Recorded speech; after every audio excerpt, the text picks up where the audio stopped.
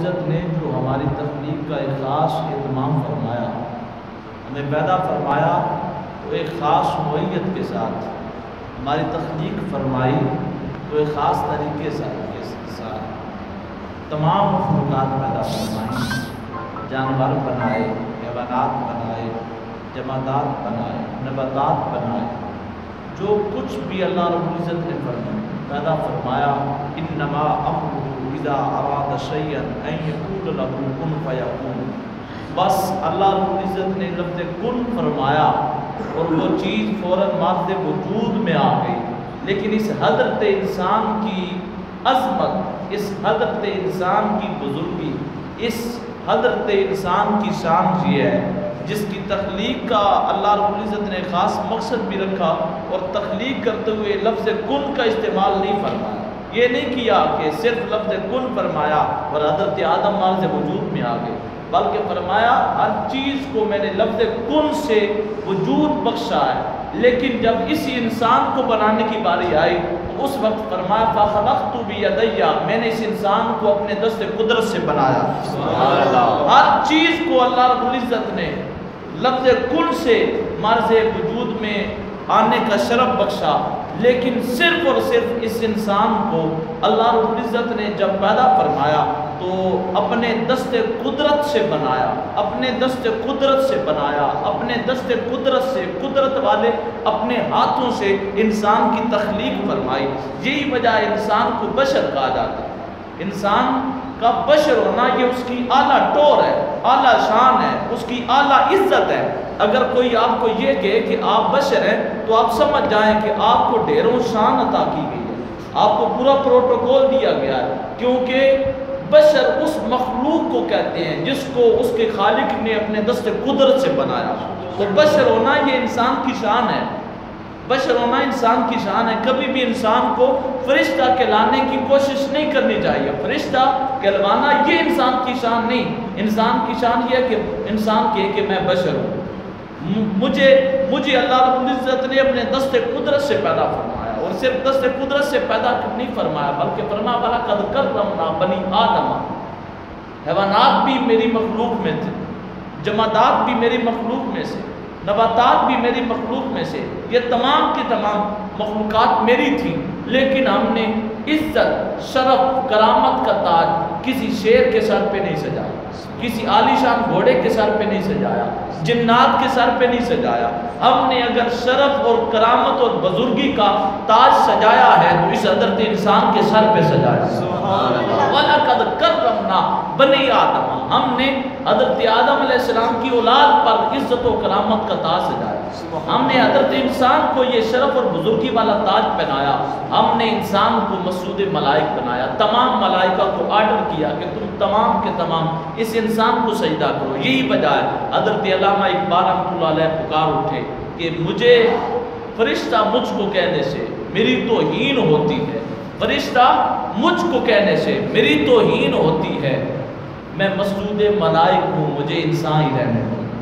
میں مسجود ملائک ہوں، مجھے انسان ہی رہنے دو۔ آپ کہتے ہیں مجھے فرشتہ نہ کہو، میں تو وہ انسان ہوں جس کو رب کے فرشتوں نے بھی سجدہ کیا ہے۔ میری شان یہ نہیں ہے کہ کوئی مجھے میری شرافت کی وجہ سے، کوئی میرے علم کی وجہ سے، کوئی میرے عرفان کی وجہ سے، کوئی میرے اعلیٰ حکمت برے اشعار کی وجہ سے کوئی مجھے فرشتہ کہے کہ یہ اقبال فرشتہ ہے۔ فرمایا فرشتہ ہونا میری شان نہیں، میری شان یہ کہ میں مسجود ملائک ہوں، میں اللہ کی وہ مخلوق ہوں جس کو اللہ کے نوری فرشتوں نے بھی سجدہ پیش کیا۔ یہ انسان کی اتنی شان، اتنی عالی شان۔ فرمایا ہم نے تجھے پیدا کیا ہے، تو کیا گمان کرتا ہے کہ ایسے ہی ایویں تجھے پیدا کر دیا، تیری تخلیق کا کوئی مقصد نہیں۔ حضرت اقبال تو فرماتے ہیں کوئی چیز نکمی نہیں قدرت کے کارخانے میں، اللہ نے جو کچھ بھی بنایا اس کا کوئی نہ کوئی مقصد رکھا ہے، کوئی نہ کوئی مقصد رکھا ہے۔ حضرت موسیٰ علیہ السلام نے چھپکلی کو دیکھا، اور دیکھ کر آپ نے اللہ کی بارگاہ میں عرض کیا یا اللہ تعالیٰ یہ چھپکلی ہے، اس کے بنانے کا کوئی مقصد تھا؟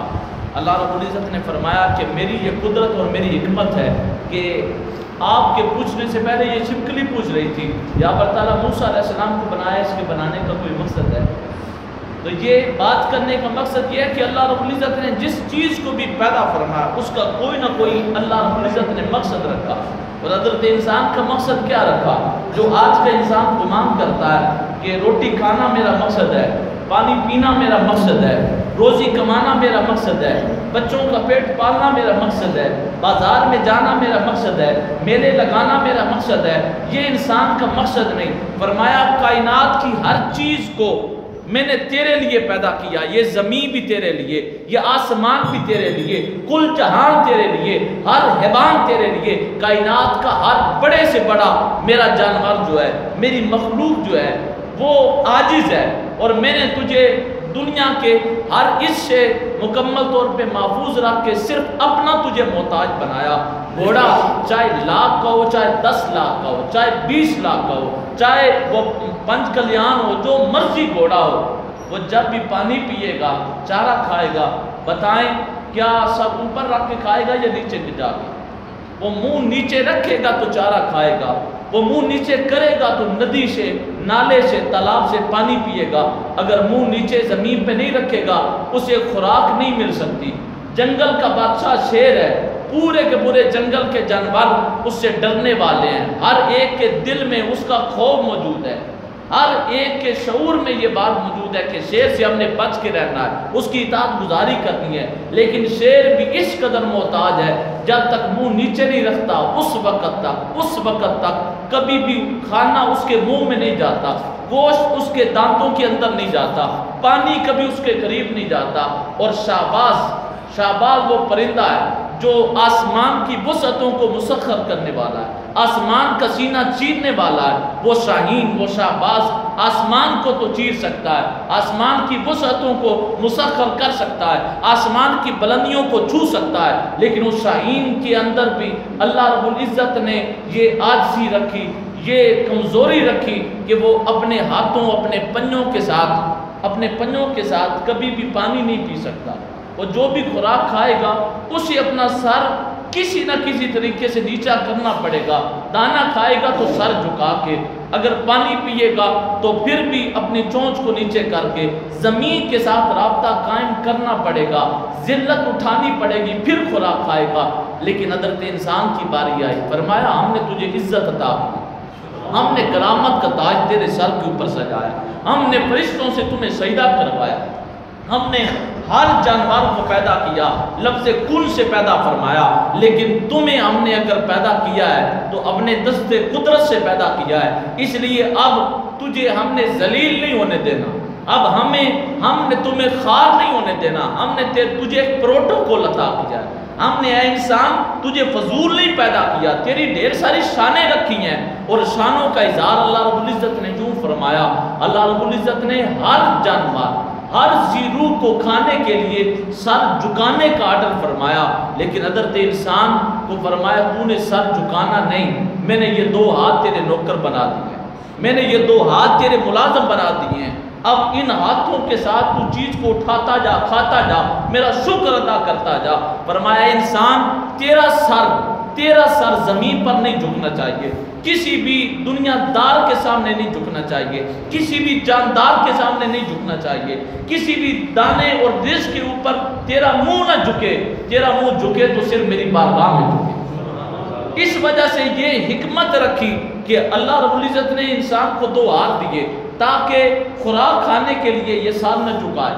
پانی پینے کے لیے یہ ندی میں منہ نہ مارے، اور یہ کوئی بھی چیز کھانے کے لیے اس کو اپنی زبان زمین کے ساتھ نہ لگانا پڑے، بلکہ اگر اس کا سر جھکے، اس کا ماتھا زمین کے قریب ہو تو صرف اور صرف ایک وجہ کے لیے، وَمَا خَلَقْتُ الْجِنَّ وَالْإِنسَ إِلَّا لِيَعْبُدُونِ، یہ سر جھکائے تو صرف اپنے پروردگار کی عبادت میں جھکائے، اپنا سر جھکائے تو صرف اور صرف اپنے پروردگار کی عبادت میں، اس کی بارگاہ میں عجز و انکساری پیش کرتے ہوئے سر کو جھکائے، اس کے علاوہ اس کا سر نہیں جھکنا چاہیے، کسی جابر اور ظالم بادشاہ کے سامنے بھی اس کا سر نہ جھکے۔ یہی وجہ ہے کہ شہنشاہ جہانگیر کے سامنے جب حضرت مجدد الافسانی رحمۃ اللہ تعالیٰ علیہ آپ کو لایا گیا نا، جو بندہ بھی آتا اس نے اپنا دروازہ اتنا نیچا رکھا تھا، اس کے اندر یہ غرور اور تکبر تھا۔ وہ کہتا تھا جو بھی میری بارگاہ میں آئے، میرے دربار میں آئے، سر کو جھکا کر میرے سامنے رکوع کی حالت میں آئے اور سجدہ مجھے کرے۔ لیکن مجدد علی ثانی رحمۃ اللہ علیہ کے بارے میں اسے پتا تھا یہ وہ مرد کلندر ہے جس نے امت کے اندر اسلام کو دوبارہ زندہ کیا ہے، یہ وہ مرد کلندر ہے جسے دنیا مجدد علی ثانی کے لقب سے یاد کرتی ہے، یہ وہ سرہند کا شہزادہ ہے جو کبھی بھی کسی دنیا دار کے سامنے نہ جھکا ہے نہ بکا ہے، وہ ہمیشہ ہر ظالم کے سامنے ڈٹا ہے اور اپنے رب کی بارگاہ میں عزت و انکساری پیش کرنے والا ہے۔ اس کا سر اپنے اللہ کے علاوہ کسی کے سامنے نہیں جھکتا۔ اس نے اپنا دروازہ نیچا رکھا اور نیچا کر کے اس نے کہا باقی کسی دروازے سے حضرت کو نہیں لے کر آنا، مجدد علی ثانی رحمۃ اللہ علیہ کو لے کر آنا ہے تو اس نیچے والے دروازے سے، چھوٹے دروازے سے۔ کیوں؟ کیونکہ جب یہاں سے آئیں گے ان کا من نہیں بھی ہوگا، مرضی نہیں بھی ہوگی، پسند نہیں بھی ہوگی، پھر بھی ان کا سر جھک جائے گا،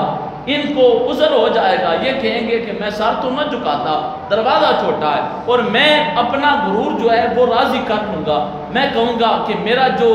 ایک فیصلہ تھا وہ پورا ہو گیا، میں نے اس سرہند کے شہزادے کو بھی اپنی بارگاہ میں جھکا لیا۔ لیکن جب مجدد علی ثانی رحمۃ اللہ علیہ آپ دروازے سے داخل ہونے لگے نا، آپ نے سر پیچھے کیا، اپنے پاؤں اندر داخل کیے،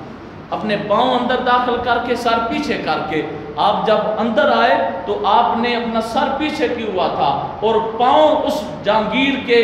سامنے کیے ہوئے تھے، جہانگیر کے چہرے کے سامنے آپ کے پاؤں تھے، جوتے تھے اور آپ کا سر پیچھے تھا، اور آپ اس حالت میں اندر آئے کہ آپ کا سر پھر بھی جھکا نہیں، اور آپ نے سامنے آ کر فرمایا شہنشاہ جہانگیر تو کیا سمجھتا تھا چھوٹا دروازہ رکھ کے تو مجھے جھکنے پہ یوں مجبور کر دے گا؟ فرمایا میں سر پیچھے کر کے پاؤں آگے کر کے تمہیں پیغام دے رہا ہوں، یہ فقیر جھکے گا تو اپنے رب کی بارگاہ میں جھکے گا، یہ فقیر اگر سر جھکائے گا تو اپنے خالق حقیقی کی بارگاہ میں جھکائے گا۔ دنیا کا کوئی جابر، دنیا کا کوئی ظالم، دنیا کا کوئی متکبر بادشاہ میرے سر کو نہیں جھکا سکتا،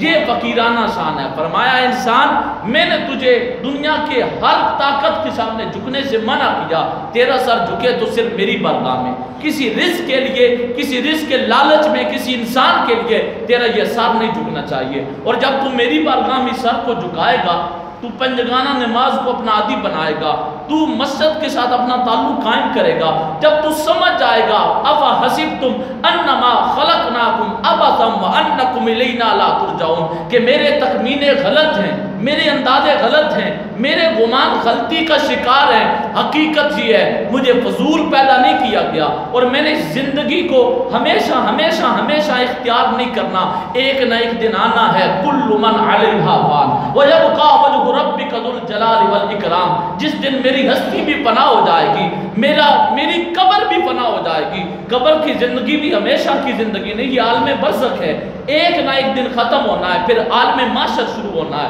تو فرمایا یہ دنیا کی زندگی بھی عارضی زندگی، قبر کی زندگی بھی عارضی زندگی، جب تجھے اس حقیقت کا علم ہو جائے کہ انکم الینا لا ترجعون، کہ میرا اندازہ غلط تھا کہ میں اللہ کی بارگاہ میں جاؤں گا نہیں، حقیقت یہ ہے کہ مجھے اللہ کی بارگاہ میں جانا ہے، حقیقت یہ ہے مجھے فضول پیدا نہیں کیا گیا، مجھے نکما پیدا نہیں کیا گیا، بلکہ میری شان یہ ہے کہ مجھے اللہ رب العزت نے تمام مخلوقات میں سے اگر میری تخلیق کی ہے، جنات کی تخلیق کی ہے، تو اللہ نے صرف اور صرف خالصتاً اپنی عبادت کے لیے پیدا کیا۔ تو ذرا سوچئے اگر یہ مائک کام کرنا چھوڑ دے اور مجھے مکینک آ کر کے حافظ صاحب آپ نے خرچہ بڑا کیا ہے لیکن یہ مائک اب کام نہیں کر سکتا، نہ یہ ریپیئر ہو سکتا ہے نہ یہ کام کر سکتا ہے، جو اس کا کام تھا آواز کو دور دور تک پہنچانا اب یہ ختم ہو چکا ہے، ضائع ہو چکا ہے، اب یہ پورا نہیں ہو سکتا اور نہ ریپیئر ہو سکتا ہے، یہ اپنے اس کام میں کامیاب نہیں ہے۔ تو بتائیں مجھے پتہ ہو نہ یہ بک سکتا ہے نہ ریپیئر ہو سکتا ہے، تو کیا ہم اسے مسجد میں رکھیں گے؟ ہم کہیں گے اسے مسجد میں نہیں رکھنا، اسے پکڑ کر کوڑا دان میں ڈالو، کوڑا دان کو اٹھا کر بائے گندگی کے ڈھیر کے اوپر پھینک دو، وہاں پہ پھینک دو، جہاں سے کوئی اٹھا کر لے جائے، ہم اسے مسجد میں رکھنا پسند نہیں کریں گے۔ تو ذرا یہ بتائیں، اللہ رب العزت نے ہمیں پیدا فرمایا صرف اور صرف اپنی بندگی کی خاطر۔ اگر دنیا کی کوئی تخلیق ہمارے کام کی نہ رہے تو ہم اسے اپنے پاس نہیں رکھتے، تو پھر کیا ہم اپنی زندگی کا مقصد پورا نہ کر کے، عبادت نہ کر کے یہ گمان کر سکتے ہیں کہ اللہ رب العزت ہمیں اپنے جوار رحمت میں جگہ دے گا؟ یہ کبھی بھی نہیں ہو سکتا۔ اس لیے ہمیں اس حقیقت کو سمجھنا ہے کہ ہماری زندگی کا مقصد صرف اور صرف عبادت ہے۔ کاروبار یہ ایک بہانہ ہے سانسیں گزارنے کا، زندگی گزارنے کا، زندگی کے نظام کو چلانے کا، لیکن اللہ رب العزت نے فرمایا وَمَا مِن دَابَّةٍ فِي الْأَرْضِ إِلَّا عَلَى اللَّهِ رِزْقُهَا۔ تم نے یہ ٹینشن نہیں لینی نوکری ملے نہ ملے، رزق میں نے دینا ہے، میں کسی ذریعے سے بھی عطا کروں گا، وہ میرے ذمہ ہے۔ فرمایا تمہارے ذمہ صرف یہ ہے اِلَّا لِيَعْبُدُونِ، تم نے اپنا یہ ماتھا میرے لیے زمین پر جھکانا ہے، اور جب زمین پر میرے لیے اپنا ماتھا، اپنی عزت زمین پر مٹی پہ رکھ دو گے، پھر ہوگا کیا؟ ایک سجدہ جسے تو گناہ سمجھتا ہے 1000 سجدوں سے تجھے دیتا ہے نجات۔ جب ایک سجدہ تو اپنے رب کی بندگی کے لیے، رب کی رضا کے لیے زمین پہ کرے گا، اپنا ماتھا مٹی پہ رکھ کے اللہ کے حضور عرض کرے گا یا بار تعالیٰ اس پیشانی کو میں نے بڑا عزت سے سجا رکھا تھا، آج اپنی اس عزت کو تیری رضا کے لیے مٹی میں ملا رہا ہوں، پھر ہوگا کیا؟ اللہ دنیا کے ہر احتیاج سے، ہر ضرورت سے، ہر حاجت سے تمہیں بے نیاز کر کے تمہیں پوری کی پوری دنیا کی سارے کے سارے عالم کی اللہ تمہیں بادشاہیاں عطا فرمائے۔ اور اللہ نے بادشاہیاں عطا کی ہیں۔ حضرت سلیمان علیہ السلام کا واقعہ قرآن میں ہم نہیں پڑھتے؟ جب سلیمان علیہ السلام نے فرمایا کہ ملکہ بلقیس وہ یمن کے اندر ہے اور وہاں پر اس کا تخت موجود ہے، وہ اٹھا کر کون لائے گا؟ قال عفریت من الجن انا آتیک بہ قبل ان تقوم من مقامک وانی علیہ لقوی امین۔ جن نے اپنی طاقت، اپنی قوت کا اظہار کر کے کہا میں بڑا امانتدار ہوں، میں بڑا قوی ہوں، آپ مجھے آرڈر کریں، یہ ماحول آپ کی ختم ہوگی، میں تخت لے کر آ جاؤں گا۔ آپ نے فرمایا ایسے نالائق غلام کی غلامی مجھے قبول نہیں جو اتنی دیر لگا دے۔ فرمایا کوئی اور اٹھے۔ ایک اور غلام اٹھا جس کو اللہ نے انسان بنایا تھا، جس کو اللہ نے انسان کے ساتھ ساتھ ایک عالم بنایا تھا۔ قال الذی عنده علم من الکتاب انا آتیک بہ قبل ان یرتد الیک طرفک۔ عرض کی یا رسول اللہ صلی اللہ علیہ وسلم، اے سلیمان علیہ السلام، بس اگر آپ شفقت فرمائیں، مجھے موقع عنایت فرمائیں تو میں بڑی جلدی لے کر آؤں گا۔ کتنی جلدی؟ آپ نے عرض کیا اے سلیمان علیہ السلام، بس آپ یہ والی پلک نیچے والی پلک کے ساتھ ملائیں گے، اوپر اٹھائیں گے تو تخت سامنے ہوگا۔ پلک جھپکنے سے بھی پہلے یہ تخت آپ کی بارگاہ میں ہوگا۔ فلما رأوه مستقرا عنده قال هذا من فضل ربی۔ جب سلیمان علیہ السلام نے اپنی پلکوں کو نیچے کیا، اوپر اٹھانے کی دیر تھی، اس سے پہلے تخت آپ کے سامنے تھا۔ فرمایا یہ جو تخت سامنے آیا ہے اس کے اندر اور کسی کا کمال نہیں، یہ کمال میرے رب کا فضل ہے، یہ میرے رب کا فضل ہے جس نے حضرت انسان کو یہ عزتیں عطا فرمائی ہیں۔ کائنات کی ہر چیز اس کے سامنے مسخر کر دی ہے، تمام وسعتیں اس کے سامنے مٹا کے رکھ دی ہیں۔ جو انسان اپنے رب سے لو لگا لیتا ہے، جو انسان اپنے رب سے اپنا تقرب مضبوط کر لیتا ہے، پھر اللہ رب العزت اس کے سامنے فاصلے کو فاصلہ نہیں رہنے دیتا۔ دور کی بات، قرآن و حدیث کی بات آپ تمام آپ جانتے ہیں۔ میں ایک چھوٹی سی مثال دیتا ہوں، یہ مثال میں کوشش کروں گا، دعا کروں گا میرے دل پہ بھی اثر کر جائے، آپ کے دل پہ بھی اثر کر جائے، کیونکہ یہ واقعہ ہمارے علاقہ کا ہے۔ حضور جالمک پیر محمد کرم شاہ الازہری رحمۃ اللہ علیہ نے اپنے خطبات میں اس واقعہ کو ذکر فرمایا۔ سید غلام محمد شاہ رحمۃ اللہ تعالیٰ علیہ ہرن پور کے اندر جن کا مزار، اگر ہرن پور آپ موڑ کراس کریں وہاں پر ایک مزار شریف ہے، ان کا بار بورڈ بھی لگا ہوا ہے، سید غلام محمد شاہ رحمۃ اللہ تعالیٰ علیہ، ان کا مزار شریف جب بھی وہاں سے گزریں کوشش کریں چلتی گاڑی میں بھی آپ پٹرول پمپ سے نکلتے ہوئے فاتحہ شریف شروع کر دیں اور وہاں تک پہنچتے ہوئے دل میں نیت کریں کہ جو میں نے سورہ فاتحہ پڑھی ہے اس کا ثواب سید غلام محمد شاہ ہرن پوری رحمۃ اللہ تعالیٰ علیہ آپ کی خدمت میں ایصال ثواب کرتا ہوں، تو انشاءاللہ العزیز آپ کا ایک روحانی رابطہ ان سے قائم ہو جائے گا۔ وہ سید ہیں جن کا ہرن پور میں مزار شریف ہے، وہ ایک مقام پر سفر کرنے کے لیے آپ تشریف لے گئے۔ جب سفر کرتے ہوئے آپ ایک مقام پر تھکے تو آپ نے کہا تھوڑی دیر کیوں نہ سستا لیا جائے۔ آپ ایک لوہار کی بھٹی پہ گئے، لوہار کی دکان پر اللہ نے بس آپ کو اپنا جلوہ دکھانا تھا، اپنے بندوں کی طاقت دکھانی تھی۔ آپ لوہار کی بٹی پہ جب وہاں تشریف لے گئے، وہاں پر ایک شاہ صاحب بیٹھے تھے، تمام لوگوں نے تعارف کروایا یہ سید صاحب ہے، یہ ہمارے پیر صاحب ہے۔ جب آپ نے تعارف سنا نا، چونکہ آپ بھی سید تھے، آپ ان کی خوبصورت چارپائی کے اوپر ان کے ساتھ مل کر بیٹھ گئے۔ تو اگر تربیت ٹھیک نہ ہوئی ہو، بعض ایسے ہوتے ہیں صاحبزادے جو تھوڑا سا تکبر کا شکار ہو جاتے ہیں، بڑائی کا شکار ہو جاتے ہیں، اپنی بڑائی کا اظہار کرتے ہیں۔ تو وہ سید بادشاہ جو پہلے بیٹھے ہوئے تھے، وہ بڑے غصے میں آ کر کہنے لگے، تو میرے نال منجید کدے بہ گیا، تینوں نہیں پتا میں سید ہاں؟ تو آپ نے کہا اگر تو سید ہے تو میں بھی سید ہوں، اگر تو سید ہے تو اپنی جگہ ہے، میں بھی سید ہوں۔ کہنے لگا وہ پہلے والے جو سید آتے تھے، کہنے لگے کہ تو سید کے تو یہاں جو بھی آتا ہے، جو بھی کسی بھی قوم کا ہوتا ہے، ہمارے پاس آ کر کہتا ہے میں سید میں سید، تو اگر سید ہے تو وہ دیکھ وہ بھاری لوہے کا وہ پورا کا پورا ایک گٹکا پڑا ہے، وہ تو اشارہ کر، وہ گٹکا تیری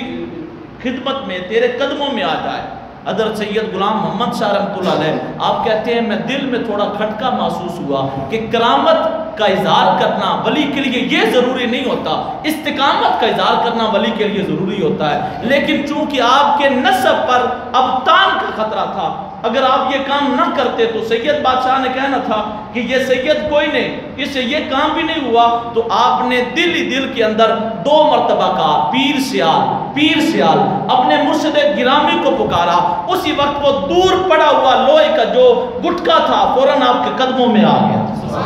آپ کے قدموں میں آیا، آپ نے فوراً دوبارہ اپنے پیروں کے پیر پٹھان کا نام 2 مرتبہ لیا، پیر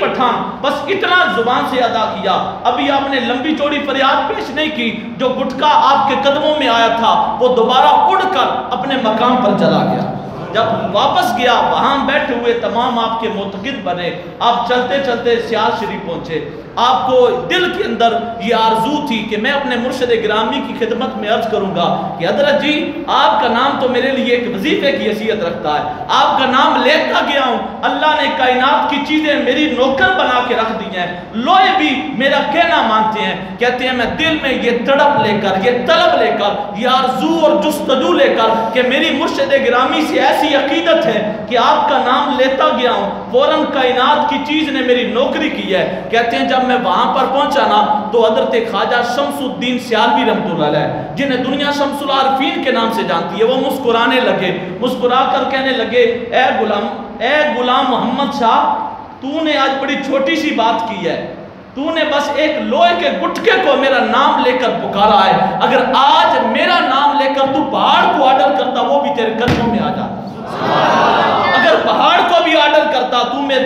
اسے بھی آرڈر کرتا، کہتا کہ پیر سیال کا میں نام لینے والا ہوں، تو وہ پہاڑ بھی تیرے قدموں میں آ کر تیری کرامت اور تیری سید زادگی کا اظہار اور اعلان کر دیتا۔ تو بات کرنے کا مقصد یہ ہے کہ یہ صرف اور صرف بنی اسرائیل تک موقوف نہیں، آج کے زمانے میں بھی جو اللہ والے ہیں ان کو اللہ نے یہ شان عطا فرمائی ہے، ان اللہ والوں کے ماننے والے جب انہیں پکارتے ہیں تو اللہ والے ان کے پکار کی آواز سنتے بھی ہیں، ان کی مدد کرتے بھی ہیں، اور کائنات میں اس بات کا اعلان کرتے ہیں جو اللہ کا ہو جاتا ہے اللہ کی ہر چیز اس کی نوکر بن جاتی ہے۔ تو اللہ رب العزت نے یہی فرمایا أَفَحَسِبْتُمْ أَنَّمَا خَلَقْنَاكُمْ عَبَثًا وَأَنَّكُمْ إِلَيْنَا لَا تُرْجَعُونَ، اپنے آپ کو نکما نہ سمجھو، اپنے آپ کو کمزور نہ سمجھو، اپنے آپ کو شیطان کے سامنے بے بس اور بے کس نہ سمجھو، تم یہ یاد رکھو ہم نے تمہیں کرامت کا تاج پہنایا، ہم نے تمہیں اشرف المخلوقات بنایا، ہم نے تمہیں مسعود ملائک بنایا، ہم نے تمہیں کائنات کی ہر چیز کو کن سے مشرف فرما کر تمہیں اپنے دست قدرت سے پیدا فرمایا، تم نکمی چیز نہیں ہو، ہم نے تمہیں عالی شان بنایا ہے، تم کام بھی ایسے کرو کہ دنیا والے کہیں کہ واقعی یہ اللہ کا بندہ، یہ بشر، یہ بشریت کی صفت سے متصف ہونے والا، ایسا اللہ سے رابطہ قائم کرنے والا ہے کہ اللہ رب العزت اپنے اس بندے کی عبادت پر، اس بندے کی رعایت پر اور اس بندے کی قسمت پر نازاں ہے۔ دعا کریں اللہ پاک ہمیں انہی نیک بندوں کی صف میں شامل فرمائے۔ ہمیں انہی نیک بندوں کا فیضان نصیب فرمائے جنہوں نے اپنی حقیقت کو پہچان لیا، جنہیں یہ خبر مل چکی الانسان سر دیوانہ سر ہو کہ انسان اللہ کا راز ہے، اور اللہ رب العزت فرماتا ہے میں انسان کا راز ہوں۔ اللہ پاک ہمیں اس حقیقت، اس روحانیت کو سمجھنے کی توفیق عطا فرمائے، اپنے رب سے ایسا تعلق قائم کرنے کی اللہ پاک توفیق عطا فرمائے، اپنی خودی کو اتنا بلند کرنے کی اللہ توفیق عطا فرمائے کہ منزلیں ہمارا استقبال کریں، اللہ کی رضا ہمارے جذبے کی منتظر ہو۔ اور حضرت اقبال رحمۃ اللہ علیہ نے یہی بات کی تھی، یہ ایسی باتیں ہوتی ہیں جن پر کفر کے فتوے نہیں لگائے جاتے، ان باتوں کو تحسین کی نظروں سے دیکھ کر اگر بندہ دل کی گہرائی میں اتارے تو پھر بندے کو سارے کا سارا جو ادراک ہے وہ سمجھ آ جاتا ہے، علم و عرفان کی منزلیں آسانی سے طے ہوتی ہیں۔ حضرت اقبال نے فرمایا تھا خودی کو کر بلند اتنا کہ ہر تقدیر سے پہلے خدا بندے سے خود پوچھے بتا تیری رضا ہے۔ اور جب بندہ مرنے لگتا ہے اس وقت یہ حقیقت آشکارا ہوتی ہے، یا ایتھا النفس المطمئنہ ارجعی الی ربک راضیۃ مرضیہ فادخلی فی عبادی وادخلی جنتی۔ اگر تو نے دنیا میں یہ سمجھ لیا تھا کہ تو میری بارگاہ میں ایک نہ ایک دن لوٹ کر آؤ گے، تم دنیا میں اپنے آپ کو ثابت قدم نہیں سمجھتے تھے، اپنی ذات کو فانی اور میری ذات کو باقی سمجھتے تھے، آ جاؤ آج میری بارگاہ میں تم سے راضی ہو چکا ہوں، تم مجھ سے راضی ہو جاؤ۔ وادخلی فی عبادی وادخلی جنتی، میرے خاص بندوں میں میری خاص جنت میں داخل ہو جاؤ۔ دعا کریں اللہ حسن فہم حسن عمل کی دولت